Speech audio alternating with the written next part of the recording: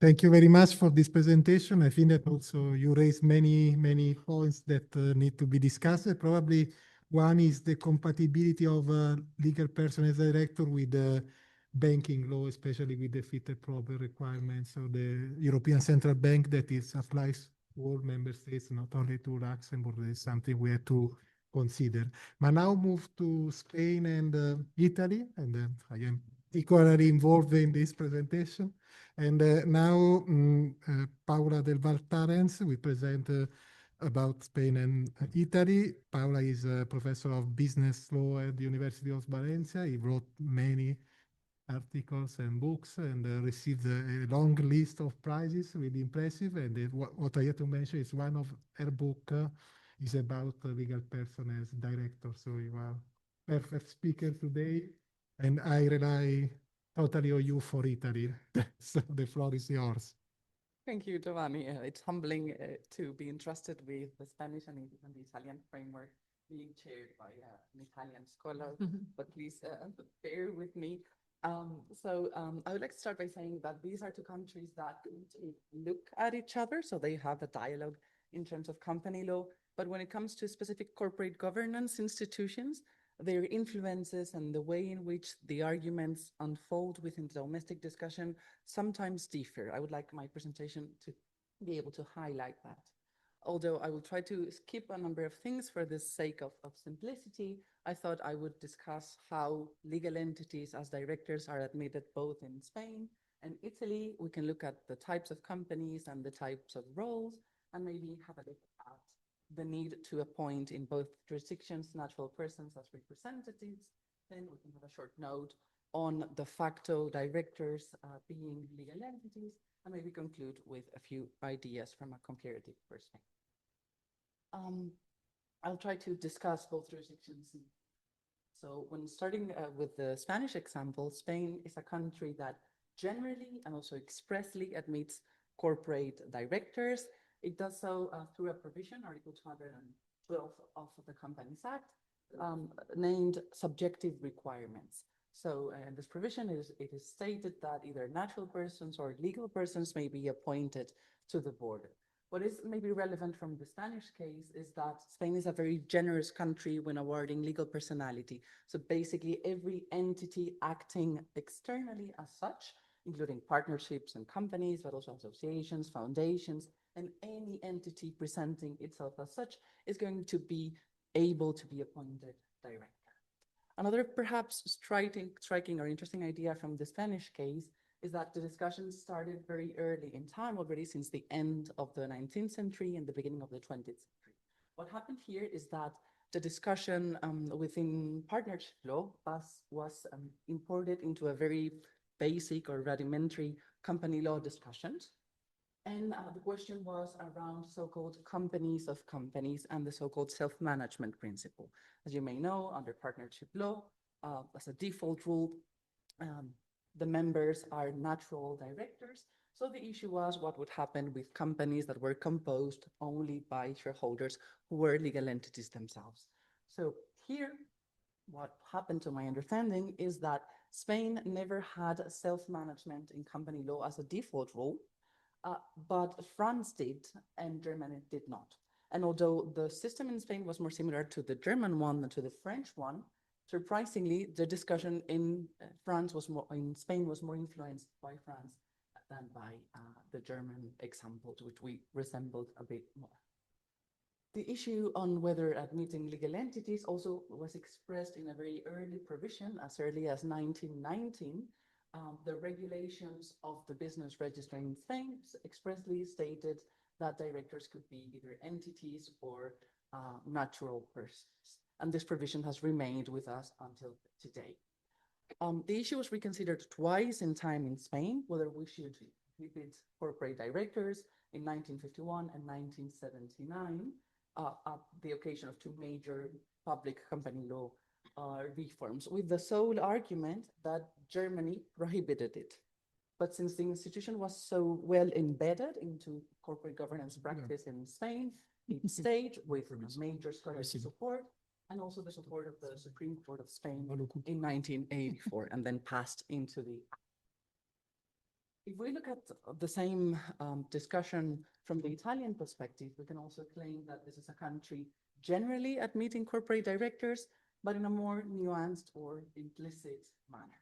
Here too, we find very early court decisions, as early as the end of the 19th century and the beginning of the 20th century, but they didn't have a strong influence because they vary in their position, so they're not consensual or unanimous.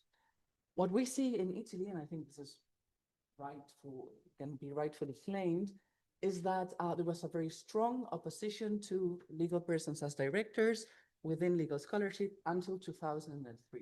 And I would say that the three main arguments sustained by legal scholarship in Italy were the following. First, there was a discussion on whether legal entities held general capacity, including the capacity to be appointed to. And although Italy is, I believe, a general capacity system, this argument was still repeatedly made against corporate directors. The second main argument was that, of course, provisions on directors were designed thinking of natural persons. So scholars would argue that legal persons could not go to the notary and sign physically, so that would provide support for the rejection. Perhaps the most persuasive argument is that stating that whenever appointing a legal entity to the board, the general meeting of the company that is managed is deprived from the right or the power to select what people are effectively managing it. And this would be in breach of a general principle under Italian company law that the general meeting selects directors. There was a major shift in 2003. And this year, Italy underwent a major company law reform, perhaps the most important one until today still. And within that reform, a number of provisions were enacted that dramatically changed the prevailing scholarly view. I will give you two examples of the most significant. The first one would be that within the regulations on stock companies, on the SPA, a provision was introduced that from then on, stock companies in Italy could hold stakes in enterprises in general. Enterprises would include partnerships. So this provision was interpreted by Italian legal scholarship in the sense that the legislator was implicitly admitting that a stock company could be the partner of a partnership and therefore its natural director, just confirming that they could ideally be directors also to in stock. The same happened for the private limited liability company at the time. A provision was introduced that from then on, self-management would be a default rule in private limited liability companies in Italy, meaning that shareholders would be natural directors, or the directors would need to hold shares to be appointed directors. So in those companies in which all shareholders were legal entities, there was no other solution than to accept the appointment of corporate directors. But perhaps a more typical feature from private limited liability companies in Italy are so-called special rights or particular rights. These are special rights that the Articles of Association can award to specific shareholders or to all of them, including the right to appoint directors or to be appointed directors themselves. And it is broadly admitted within Italian legal scholarship that this right could include the right to appoint themselves directors, also if they are legal entities.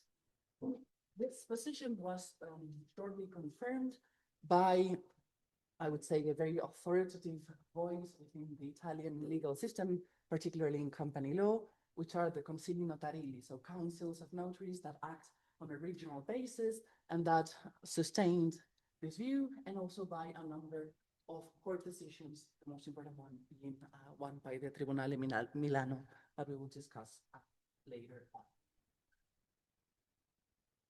If we admit that corporate directors are a reality in both jurisdictions, maybe we can discuss further a few issues. So we already said that within Spain, legal entities are generally admitted as directors, but perhaps the most striking feature of the Spanish business environment right now is that from 2021, my country expressly bans legal entities to be appointed to the board of directors of public listed companies. This provision was introduced At the time, we transposed the secretary-holders' rights directive, but surprisingly, there was no prior discussion within the scholarship around the reasons that would sustain such a prohibition. In fact, at the time, Spain had looked at the United Kingdom and its intention to prohibit legal entities to the board in closed companies, but still maybe admit them in public listed companies. And the reason that sustained the UK view was opposed to the one that was expressed within the preamble of our act in Spain. The legislator said that this was done for transparency and governance reasons, so it did not provide any further guidance. In truth, at the time, the proxy advisory industry was strongly pushing against the appointment of legal entities to the board, but to my understanding, they were doing so because of a practice that took place in Belgium and sometimes in Luxembourg or France, which was that the same person was being appointed as director themselves and as a representative of a legal entity. And the proxy advisory industry did not support that one person held two positions. But that never happened in Spain because the business register prevents that from accessing the register. So that could not justify the change in our position. An exception is made for entities belonging to the public sector. So a public administration or a company founded by public administration can still be appointed director within a listed company. This is also something that I would disagree with, since we already discussed the issue in Spain and we had established that no exception should be made in terms of the applicable legal regime to legal entities belonging to the public sector as directors. If we move to the Italian case, and let me cover this briefly, at least within the public company in Italy, there are several administration systems, alternatives to organize the board. The so-called traditional one has been in place in Italy and was the only one until 2003. This structure is divided into two blocks. And the discussion I already shared with you specifically refers mostly to the so-called administrative body of the structure. Whereas the other structure is the so-called collegia sindacale, which would translate as a sort of statutory audit committee that is a part of the board. And here, when you review the Italian discussion, you see that these members need to fulfill certain qualifications, have to be qualified auditors or being business or law professors. So those requirements are typically not fulfilled by legal entities unless the entity is a statutory audit firm, so-called società di revisione. So that only those could be appointed as legal entities belonging to the Collegio Sindacale. It's my understanding that the discussion is less developed in the two other administration systems simply because they were introduced in 2003. So probably they simply transpose the discussion on the traditional system and provide solutions that are similar to the ones I already shared with you. As regards the scope of application of the institution within Italian companies, I would also like to highlight 2 points. The first one, also on public listed companies, is that theoretically, directors could be legal entities in Italian public listed companies. But again, the requirements that they need to fulfill to access the board under the Tesoro Unico della Finanza and major financial acts under Italian law are really difficult to be fulfilled by legal entities. So in practice, when you review the reports, you see that most directors are actually natural persons under Italian or in Italian public listed companies. Giovanni was so nice to share with me that Italy is considering a reform in which the CONSOB, so the supervisory authority in Italy, is expected to give guidance to companies as of the way that legal entities can fulfill these requirements and effectively access the board. So the opposite view that Spain just took in 2001, facilitating the access to the board of public listed companies to legal entities. Another point that is, I would say, specific for Italy is that there's been a huge discussion around the need to include a provision in the Articles of Association prior to the appointment of a legal entity, if you would need an enabling provision. My guess is that in this discussion, the regulation of the European company has had a very strong influence. Under Article 47 of this regulation, Societas Europea domiciled in one country can appoint legal entities as directors as long as the applicable law for public companies in that country admits so, but provided that there is a provision in the Articles of Association.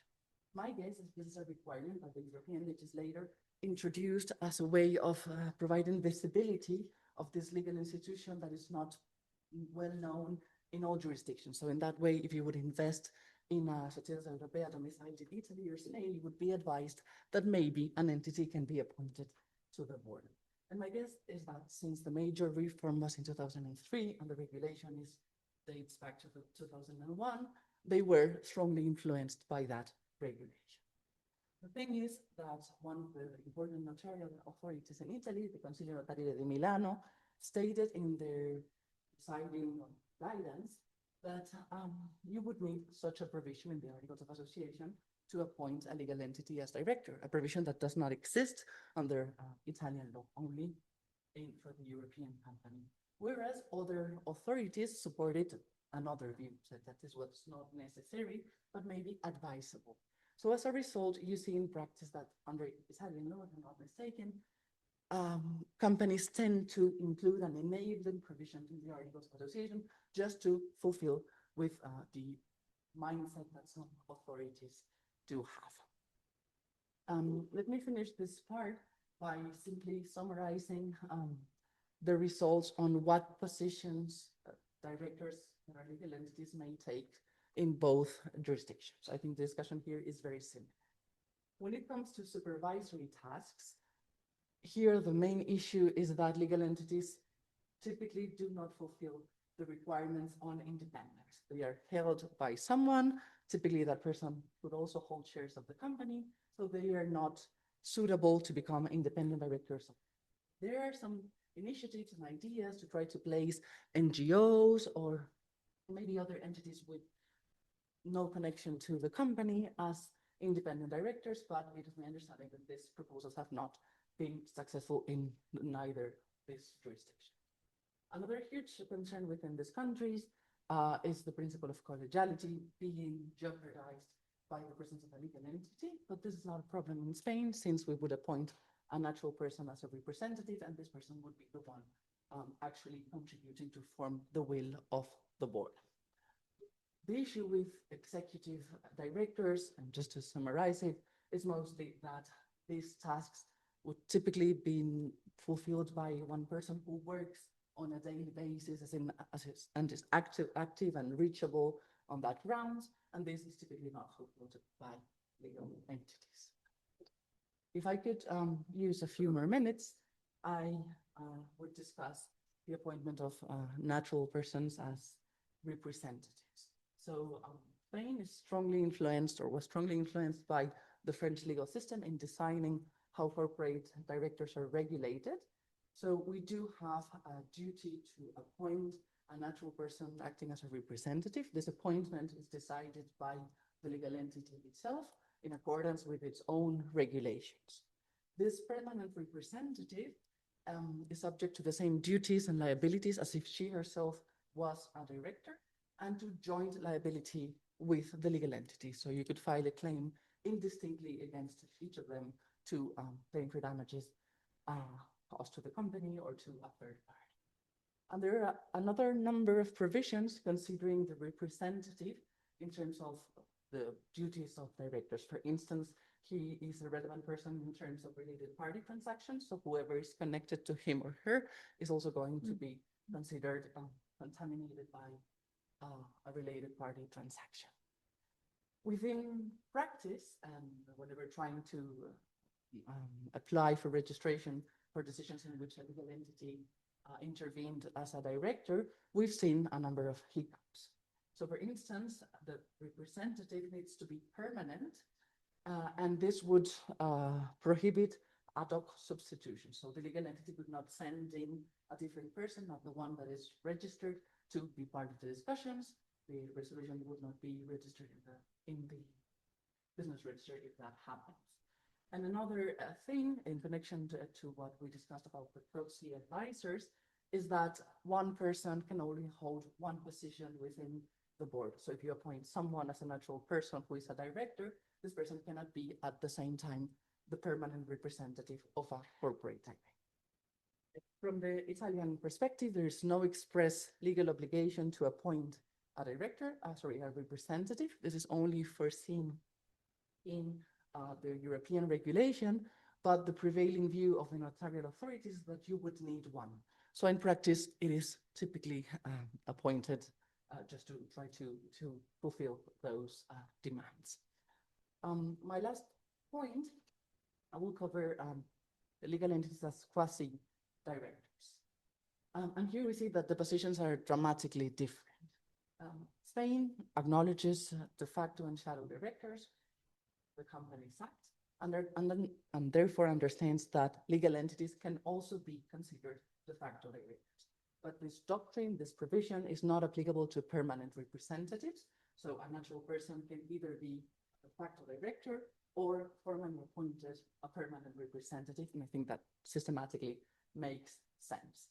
We've seen in practice many different types of cases, but perhaps the most relevant were the ones of banks participating to refinance debt within insolvency proceedings.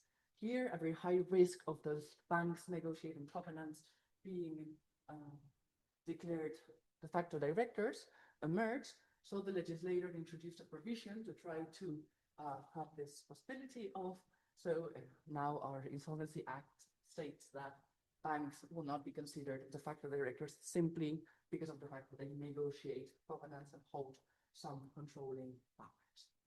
If we look at the issue from the Italian perspective, a similar debate to one that we already had today arises, and is that de facto directors, this institution would coexist with group law and its liability as regulated in the Italian Civil Code. But here, when trying to decide whether legal entities can be considered de facto directors, the court in Milan decided against it. So established that a legal entity, whenever appointed director, needs to appoint a natural person who's a representative, and only in those cases we would have legal entities. But those legal entities could not be considered as such de facto directors. There is a very strong conviction that this is the right solution, also influenced by German scholarship within the legal Italian literature. And I finish with a few considerations from a comparative perspective. I think it is fair to say that these two countries had very early debates, but the arguments have had an equal weight depending on the time and history.